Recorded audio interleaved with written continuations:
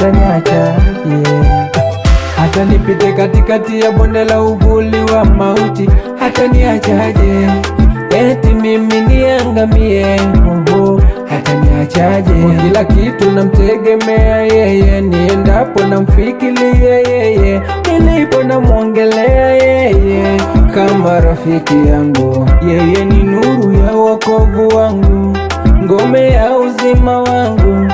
Sasa ni mhofu nani, ama ni mwogope nani? Ataniachaje? Ataniachaje? Ataniachaje? Ataniachaje? Ataniachaje?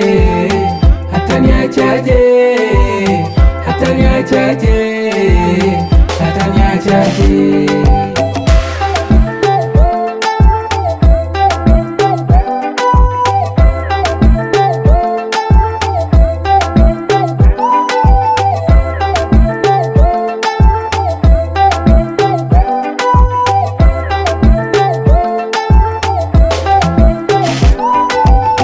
Yeye ni rafiki, yeye ni rafiki kwa wote, yeye ni mfariji wa wenye shida, baba wa yatima na wajane, yeye ndo tunamwita Adonai.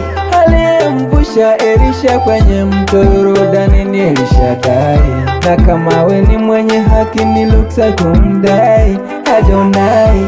Amini kwa siku na wewe itakuja moja tu, na wewe utafurahi. Yeye ni nuru ya wokovu wangu, ngome ya uzima wangu. Sasa ni mhofu nani, ama ni mwogope nani? Ataniachaje?